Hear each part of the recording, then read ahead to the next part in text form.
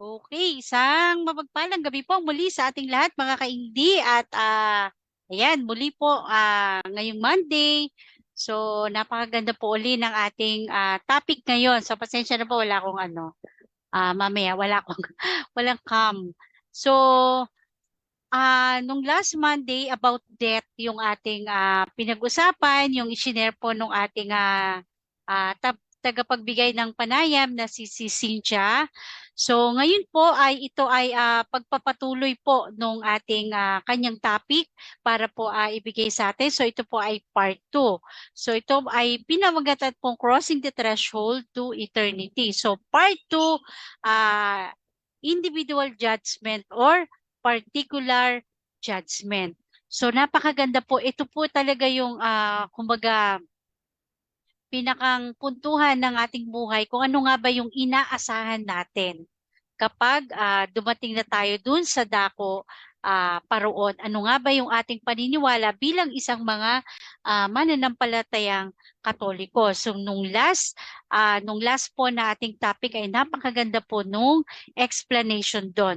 Pwede nyo pong balikan yon doon sa ating YouTube channel at makikita nyo po at sobrang magagamit po ito.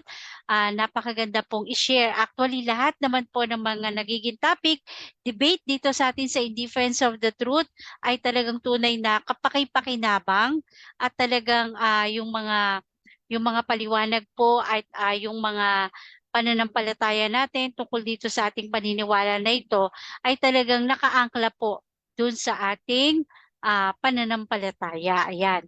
So, pa-share po nung ating live mga kapatid. So, kung meron po kayong mamayang mga katanungan, ay pwede nyo pong i-comment yan sa ating sa comment section regarding po dito sa ating topic or kahit po siguro outside dun sa topic ay pwede naman po natin na pag-usapan yon kung in case po na meron po kayong mga question. So, ngayon po inaanyayahan na po namin kayo na makinig tayo at magdilay ng ating pananampalatayang Katoliko. So, hindi na po natin patatagalin at ibibigay na po natin sa ating tagapagbigay ng panayam ang ating kapatid na si Cynthia Manalio. Cynthia. Napakagandang gabi po ulit sa ating lahat. Ang babasahin ko po ngayon ay patungkol sa pangalawang bahagi, ang individual or particular judgment. Panginoon ko at Diyos ko, kapag kami ay tumawid sa hangganan ng kamatayan, isinusuko namin ang aming sarili sa iyong banal na awa, Panginoon.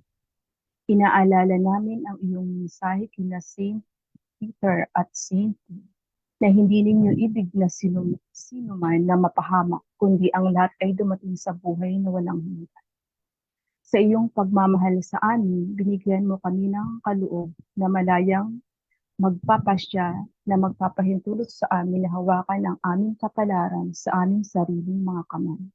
Bigyan mo kami ng karunungan at kalooban na magpasakop sa iyong banal na batas at mamuhay ng matuwid, makatarungan at may pag-ibig upang harapin namin ang iyong banal na paghatol ng walang takot. Kami ay nananalangin sa pangalan ng Diyos Ama, ng Anak at Espiritu Santo.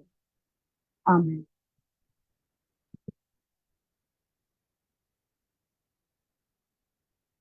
Dito po sa mga following Bible passages, makikita po natin dito yung highlight ko po in yellow, yung mga related sa may sinasabing mga talata tungkol sa paghatol o paghuhusga. And then next ko na lang po, hindi ko na siya i-discuss.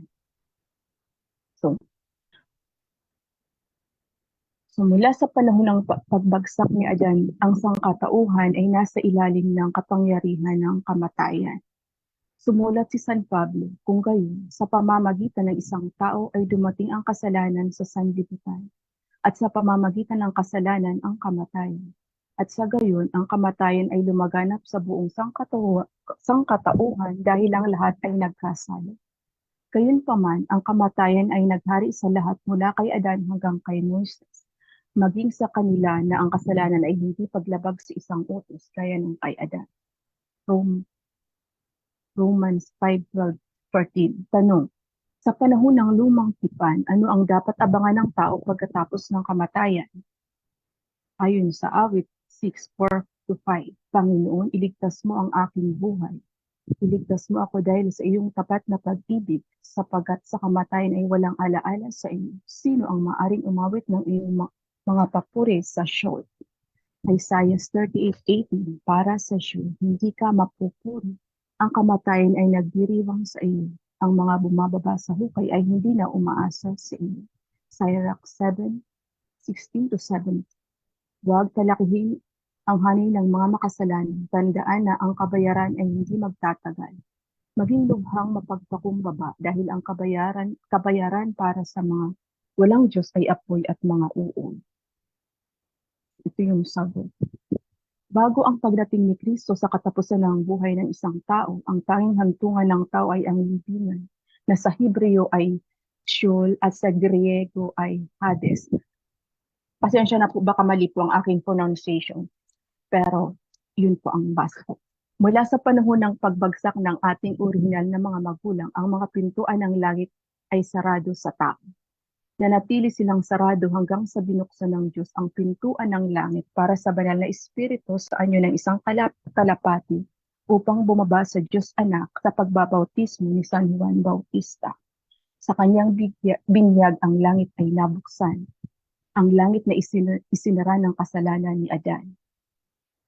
Ang langit ay ganap na nabuksan sa tao sa pagkamatay at pagkabuhay na maguli ng Panginoon. Tingnan ang Catechism 10:26. Ang kulungan ng mga patay na kilala bilang Sion sa Hebrew at tinatawag ding Abraham bosoms noong unang siglo. Ginamit ni Jesus ang katagang ito nang sabihin niya ang kwento tungkol kay Lazarus at sa taong mayaman. Tingnan ang Luke 16:20-26. Ang lahat ng mga patay, kapwa matuwid at hindi matuwid, ay ipinagkaloob sa Sheol, Hades, bago ang gawaing pagliligtas ni Jesucristo. Bagamat hindi sila magkakapareho ng kapalaran, ang mga hindi matuwid ay nagdusa ng kaparusahan para sa kanilang mga kasalanan, habang ang mga matuwid ay inaaliw. Gayunpaman, dahil hindi sila napatawad sa orihinal na kasalanan, hindi sila nakatanggap ng ganap na paglinis ng aktwal na mga kasalanan dahil sa imperfection ng paghahandog ng mga hayop, sila ay pinagkaita ng pangitain ng Panginoon. Gayunpaman, nang si Jesus ay inilagay sa libingan, siya ay bumaba sa Sheol upang ipangaral ang ebanghelyo ng kaligtasan sa mga naghihintay sa kanyang ipinangakong kaligtasan. Sinabi ni Jesus sa kanyang huling talumpati sa huling hapunan, "Sa katotohanan sinasabi ko sa inyo, ang nakikinig sa aking mga salita at sumasampalataya sa nagsugo sa akin ay may buhay na walang hanggan. Nang hindi dinadala sa paghatol ang gayong tao, ay lumipat mula sa kamatayan tungo sa buhay.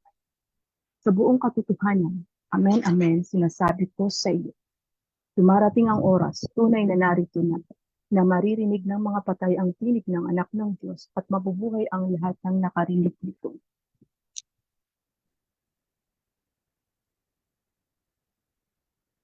Catechism 6:3. Nagsalita ng kalagayan ng mga kaluluwa sa Sheol bago ang kamatayan ni Kristo. Ayon sa banal na kasulatan, tinatawag ang tahanan ng mga patay kung saan bumaba ang patay na si Kristo na impyerno, Sheol sa Hebreo at Hades sa Griego. Dahil ang mga naroon ay pinagkaita ng pangitain ng Panginoon. Ganyan ang kalagayan ng lahat ng patay, masama man o matuwid, habang hinihintay nila ang manunubos, na hindi nangangahulugan na ang kanilang kapalaran ay magkapareho, gaya ng ipinakita ni Jesus sa pamamagitan ng talinghaga ng dukha na si Lazaro na tinanggap sa sinapupunan ni Abraham. Ito mismo ang banal na kaluluwa na naghihintay sa kanilang tagapagligtas sa sinapupunan ni Abraham, na iniligtas ni Kristo na Panginoon nang siya ay bumaba sa impyerno, Hades. Si Jesus ay hindi bumaba sa impyerno upang iligtas ang mga sinumpa o upang sirain ang impyerno ng kapahamakan, ngunit upang palayain ang matuwid na nauna sa kanya. Catechism 6:3-4 ay pinagtibay ang credo affirmation ng Apostles' Creed na Siya ay bumaba sa impyerno, Hades. Sa ikatlong araw siya ay muling nabuhay. Ang ebanghelyo ay pinangaral maging sa mga patay. Ang pagbaba sa impyerno, Hades o Sheol, dinala ang mensahe ng ebanghelyo ng kaligtasan sa ganap na katuparan. Ito ang huling yugto ng mesianic na misyon ni Jesus.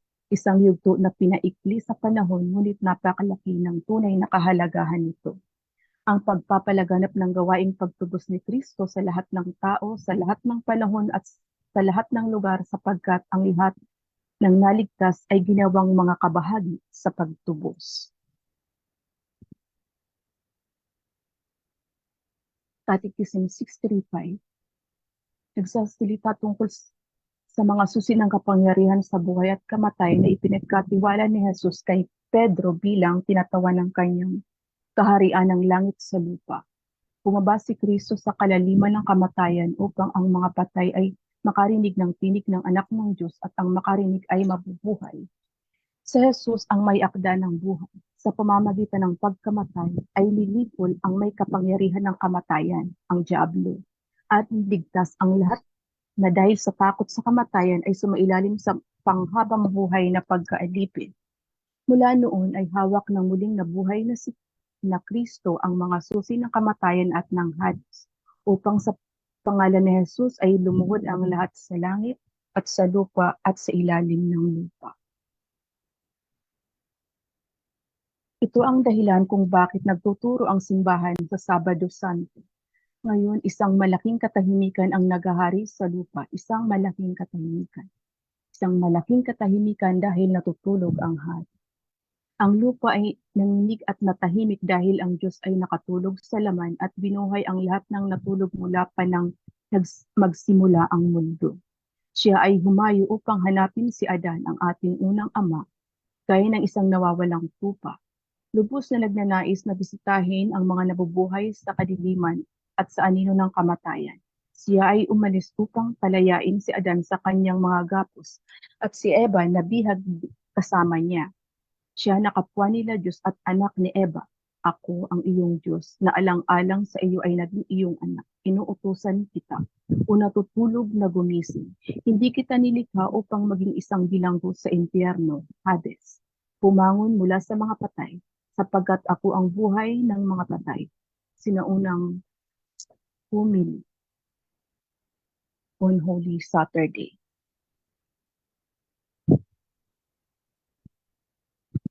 Para sa sangkatauhan, bago ang unang pagdating ni Kristo pagkatapos ng kamatayan, mayroon lamang paghuhukom at libingan.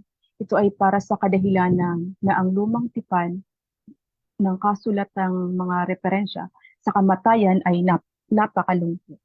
Tanong, ano ang sinasabi ng inspiradong manunulat ng karunungan tungkol ang hangal na saloobin sa kamatayan ng hindi matuwid? Sagot, upang tamasahin ang mga magagandang bagay sa buhay nang hindi iniisip ang bukas. Tanong, anong paghatol ang maaaring asahan ng matuwid bago ang pagdating ni Kristo? Sagot, ilan sa mga pangakong maaasahan ng mga makadiyos. Ang matuwid ay lumilitaw lamang na namatay. Talata 2. May pag-asa para sa buhay pagkatapos ng kamatayan. Sila ay magiging payapa sa kamatayan. Talata 3. Kahit na sila ay magdusa sa buhay, ang kanilang pagdurusa ay binibilang sa kanilang pag-asa sa hinaharap. Talata 4-5. Susubukin sila ng Diyos na naglilinis na apoy. Mga talata 6-7. Mga matuwid ay makakasama ng biyaya at awa. Ang Panginoon ay magiging kanilang hari magpakailanman. Mauunawaan nila ang katotohanan at mamumuhay sa Kanya sa pag-ibig.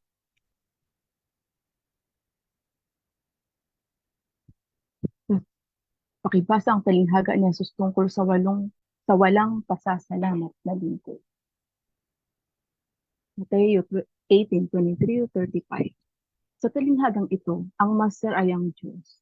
Hinahatulan niya ang walang utang na loob na alipin at ipinakulong na isang metapora para sa libing.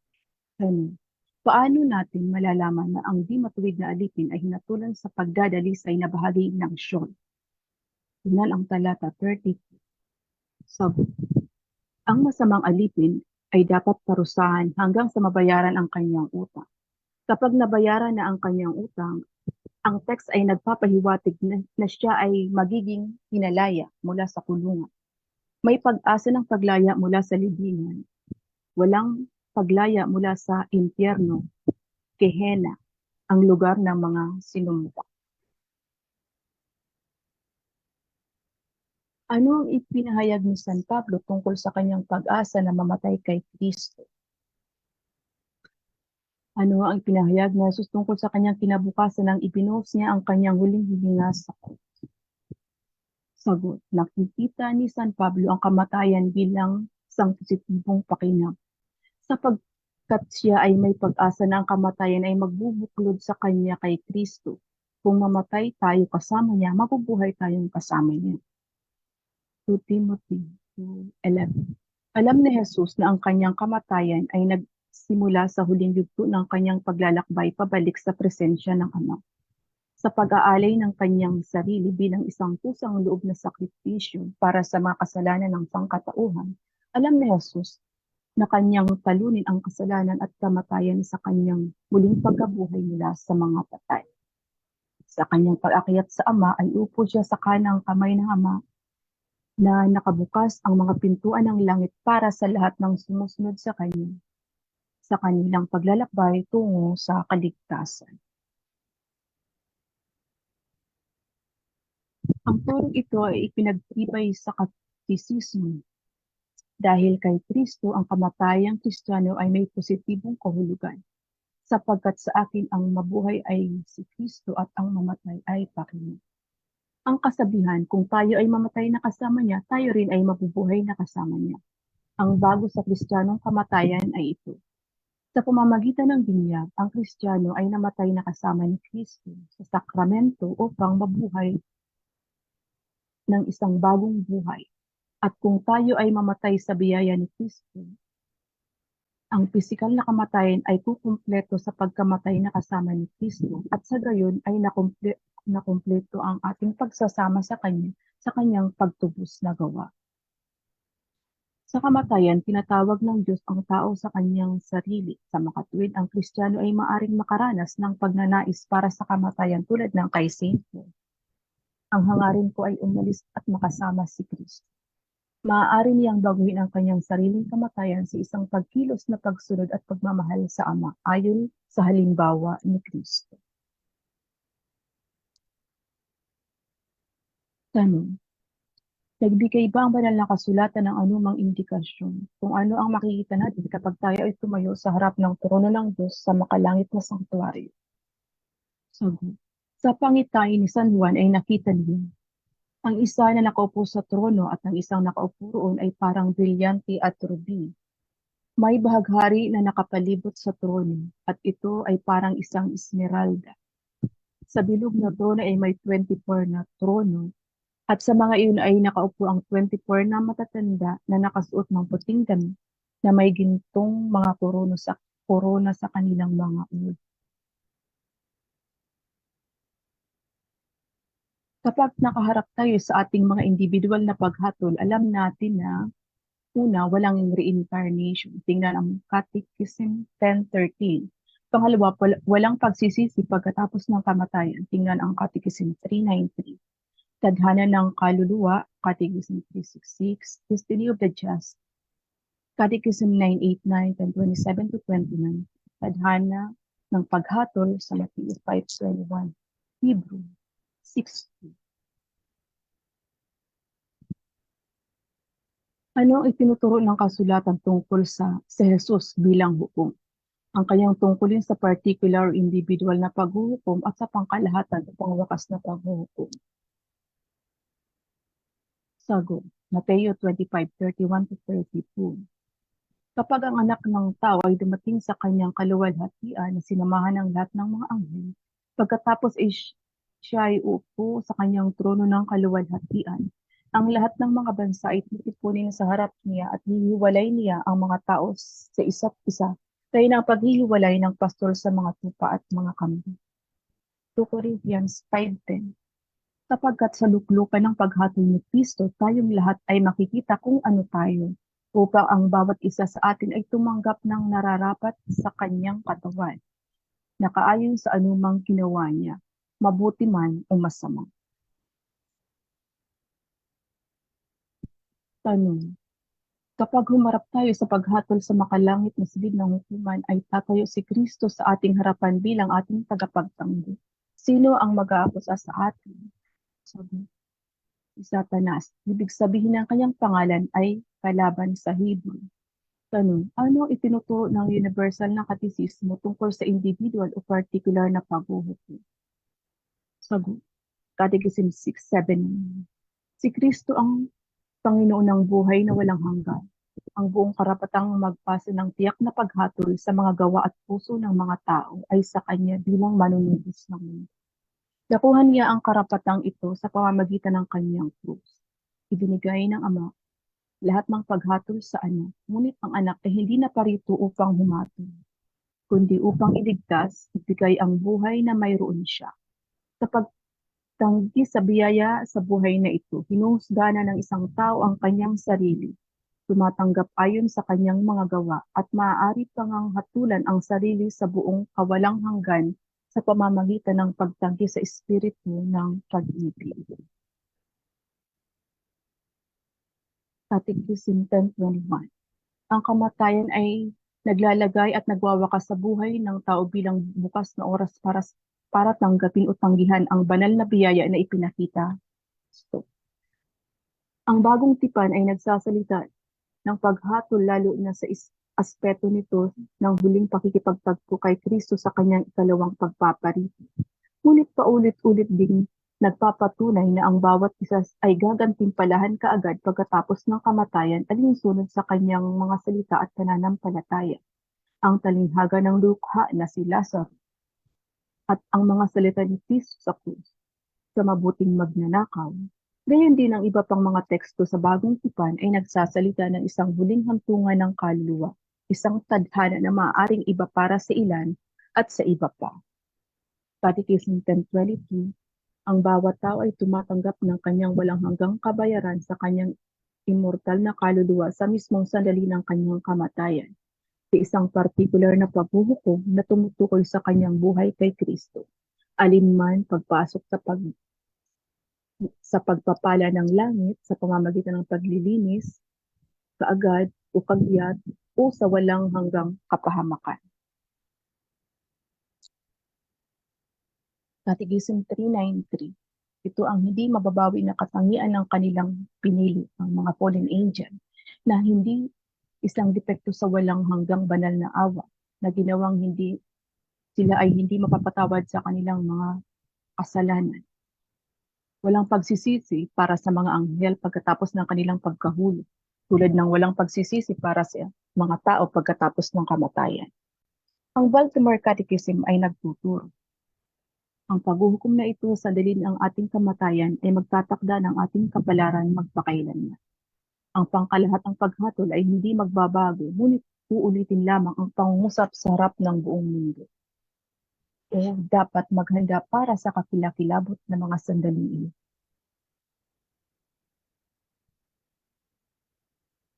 Tanong: bakit hinahatulan kaagad ni Kristo ang mga tao pagkatapos ng kamatayan? Sagot: hinahatulan kaagad ni Kristo ang mga tao pagkatapos ng kamatayan upang gantimpalaan o parusahan sila ayon sa kanilang mga gawa. Tanong: ano ang gantimpala o parusa na itinalaga para sa mga kaluluwa ng tao pagkatapos ng partikular na paghuhukom? Ang mga gantimpala o parusa na itinalaga para sa mga kaluluwa ng tao pagkatapos ng partikular na paghuhukom ay langit, purgatorio, at impyerno.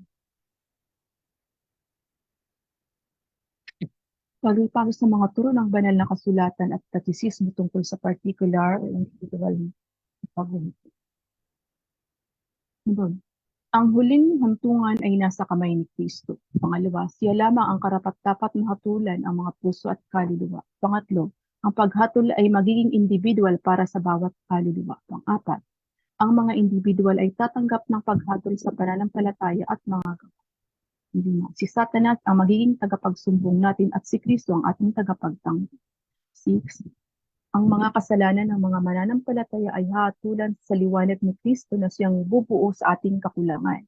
Binayaran niya ang halaga para sa kapatawaran ng ating mga kasalanan ng buong pagbabayad sala. 7. Ang individual na paghatol ang nagpapasya sa huling hantungan ng kaluluwa.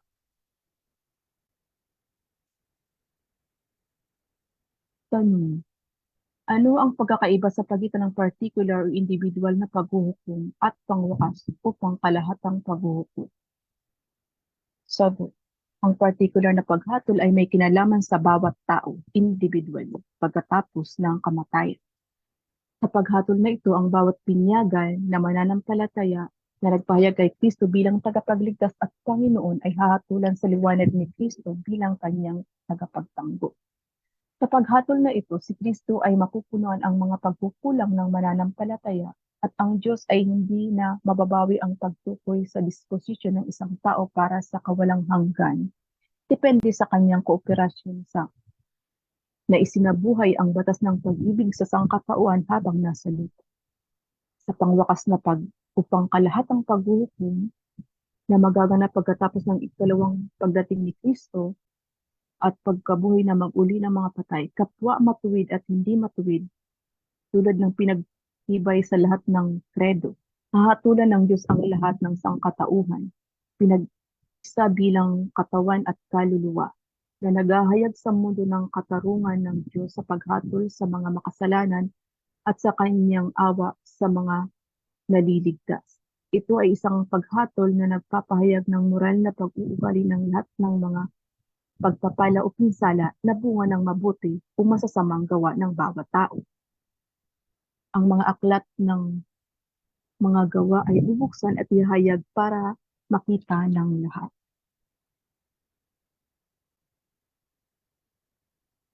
Ano ang magiging posibleng destination ng kaluluwa sa paghuhukom? Sagot, para mapunta agad sa langit.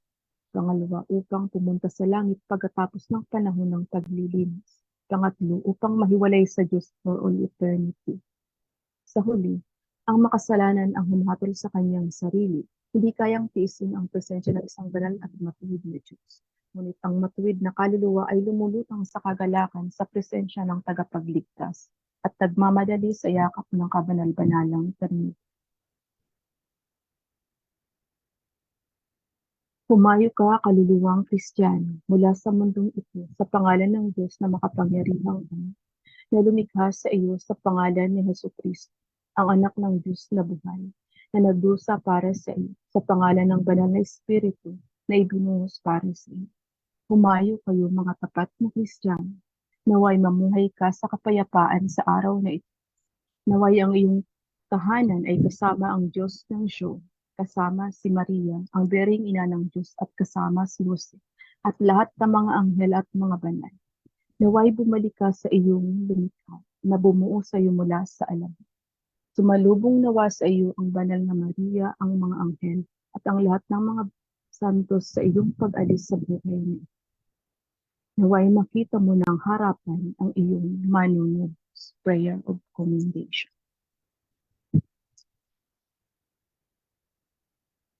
Mga catechism references sa particular judgment.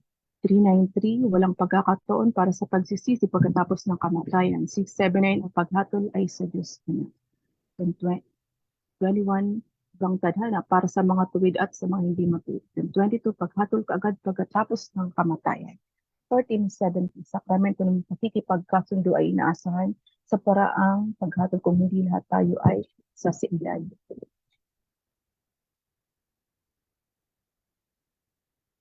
Destiny of the just after death. Ang kapalaran ng mga makatarungan pagkatapos ng kamatayan. 265, 366, 98, 19, 27 to 29. Dito po nagtatapos ang aking pagbasa. Maraming salamat po ulit sa pakikinig. Abangan po sa susunod na Lunes ang langit, heaven. Thank you everyone. God bless us. Okay, ayan. Wow, ganda. Ah, yan. Wait lang po.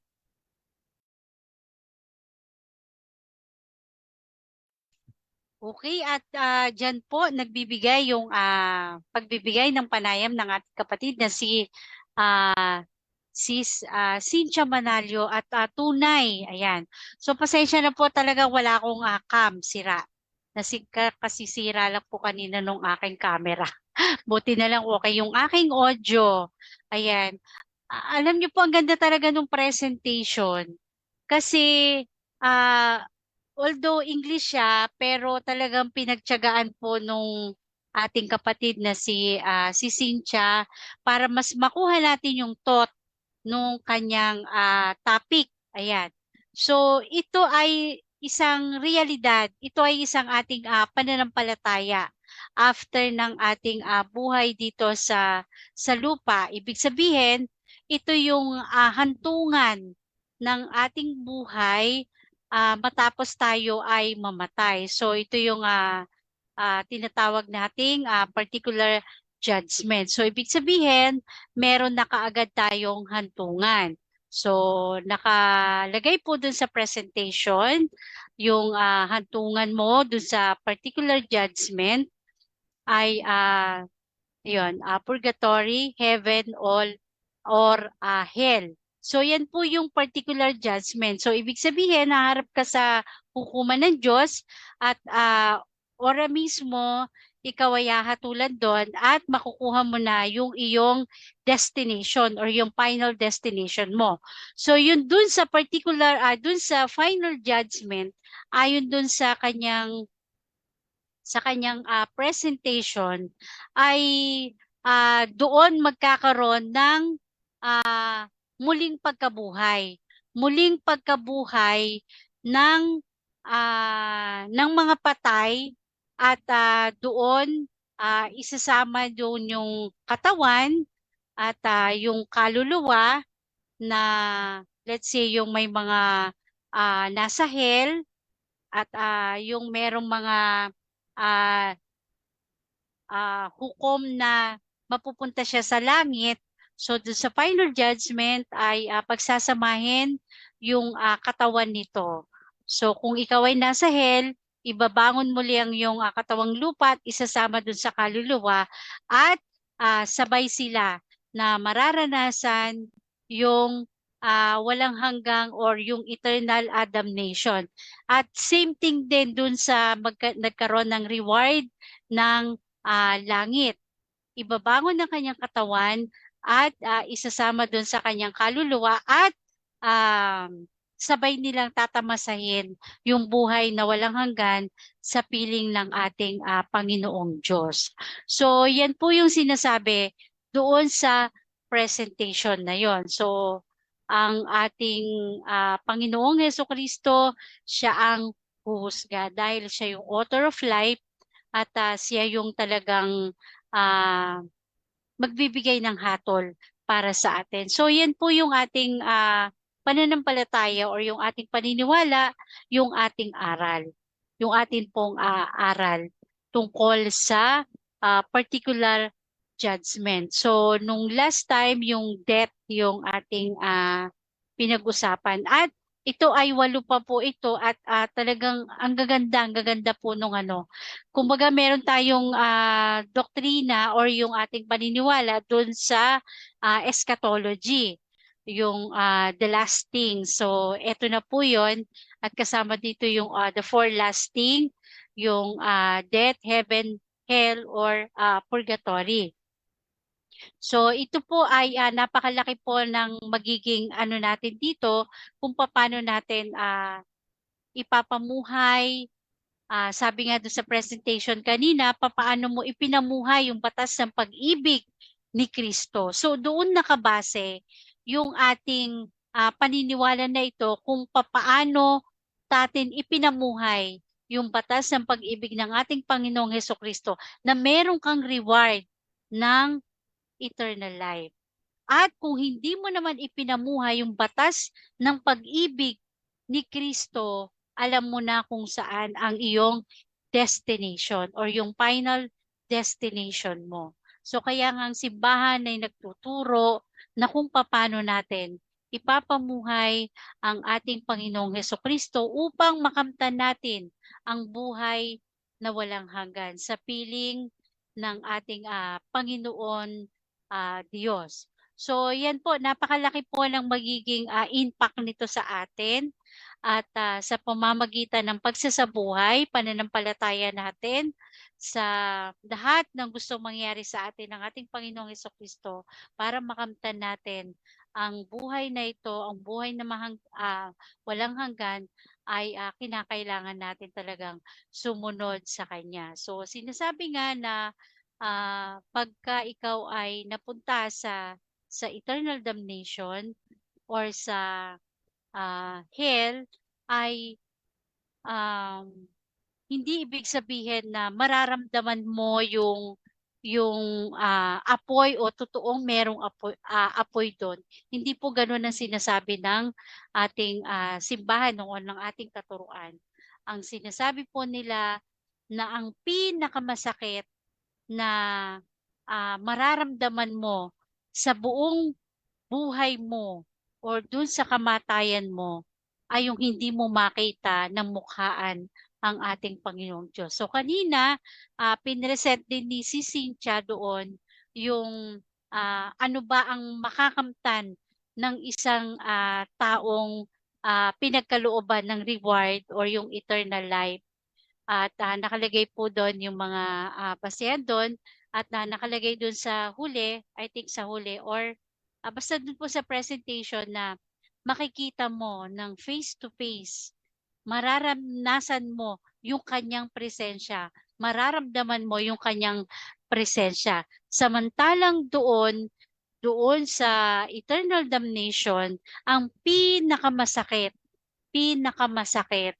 na mararanasan mo katulad ng isang apoy na kung papaano ka tinutupok nito, yun ang isang pakiramdam na hindi mo makita ang Panginoong Diyos ng mukhaan, yung kanyang presensya. Yun yung pinakamasakit na inihalin tulad sa apoy. Na kung paano ka tinutupok sa apoy, ganun ang isang pakiramdam na hindi mo makikita ang Diyos. So, inaanyayahan po tayo ng ating simbahan na tayo po ay mamuhay ayon sa kagustuhan ng ating Panginoong Hesukristo sa pamamagitan ng kanyang batas ng pag-ibig. Amen po? Amen. So, ayan. So, kung wala po tayong mga question dito sa atin, thank you po sa mga nag-share ha. Meron po tayong, ayan, 7 share. So, thank you so much po. At bukas, abangan nyo po. Nakalimutan ko si Brother Dandy, pero okay lang po yan. Maaga po tayong magsisimula bukas kasi si Brother Dandy ay isang beses lang kasi to nawala talaga siya sa isip ko. Isang beses lang talaga to magkaroon ng time. Kumbaga, yun yung day off niya yata bukas. Bihira po siya daw siyang magkaroon ng day off. So, nakita ko yung kanyang message, October 17 bukas. At the same time, meron tayong debate. Ayan, meron tayong debate. Pero, uunahin na po muna natin si Brother Daddy. So, siguro bukas medyo maaga tayong magro-rosary at 7 p.m. ay ipasisimulan ko na si Brother Dandy dun sa kanyang topic or kung mas maaga doon ay masisimulan na yung kanyang topic. So tignan ko sinend sa akin yung kanyang PowerPoint. Tignan ko kung ilang slide yon. Kasi si Brother Dandy napaka-hinhin. Napakainhin magsalita. So abangan nyo po yan. Bukas po tayo ay back to back po tayo. Ayan, napakapalad po natin bukas. Marami tayong pag-aaralan at marami tayong matututunan bukas. Hindi lamang po sa topic ng ating kapatid na si Brother Dandy. At the same time po, meron tayong magaganap na debate muli at 8:30 p.m. With Pastor Baladad. Ayan, popost ko na lang po bukas ng umaga yung kanilang poster tungkol dun sa kanilang debate na yon. So, abangan nyo po yan bukas mga kapatid at yan. So kung wala po tayong masyadong tanong dito sa atin sa loob, ayan.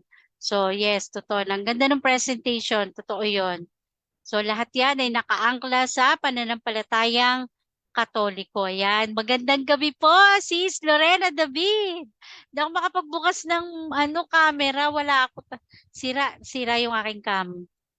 So alam ko busy-busy to. Yan. Buti nakapasok siya.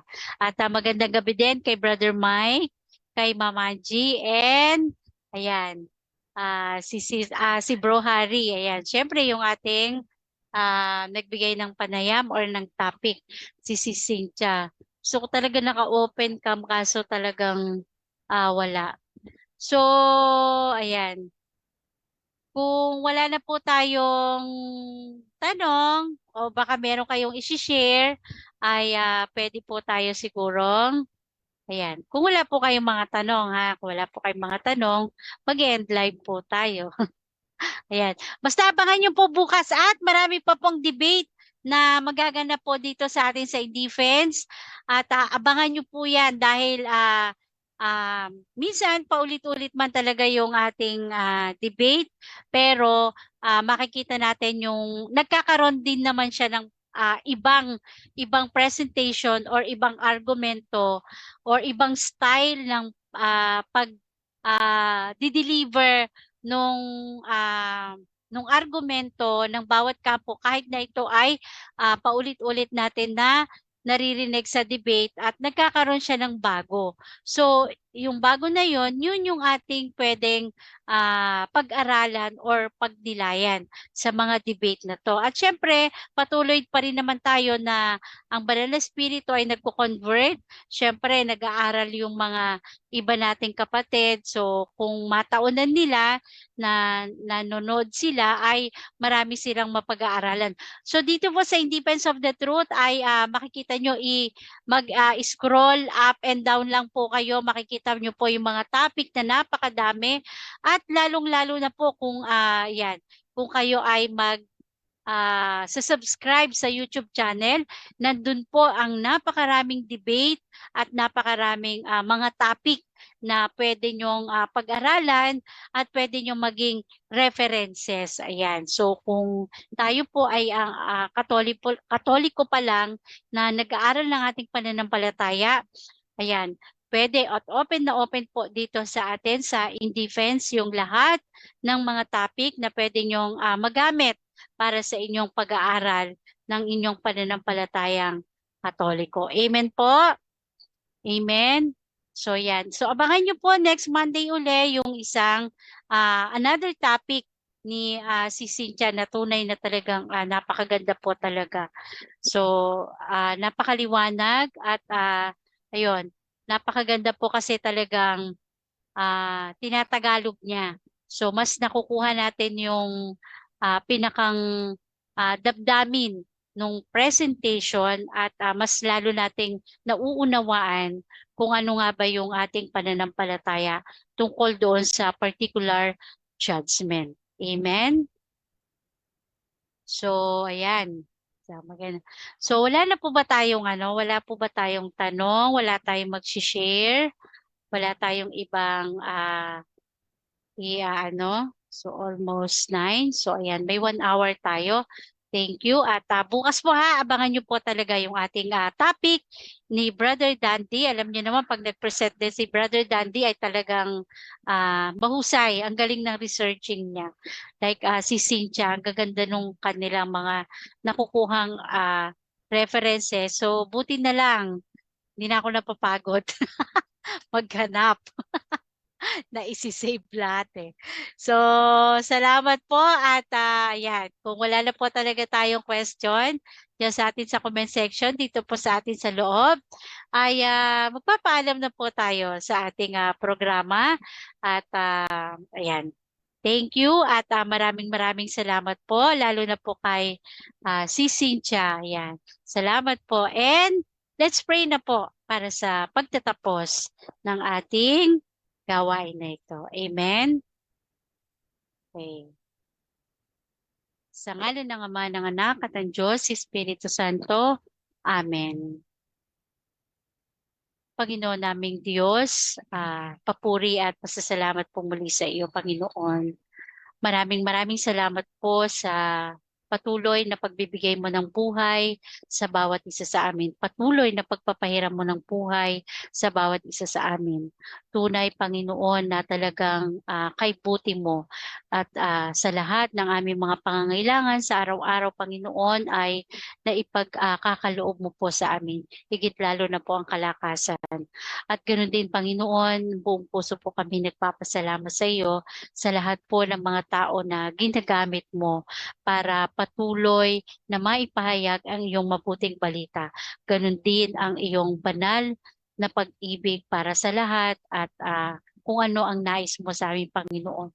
Tunay, Panginoon, na wala kaming magagawa kung hindi mo kami tuturuan at kung hindi sa iyong pagpapatnubay sa bawat isa sa amin sa pamamagitan ng iyong banal na espiritu ay hindi namin magagawa ang mga dapat namin gawin, Panginoon.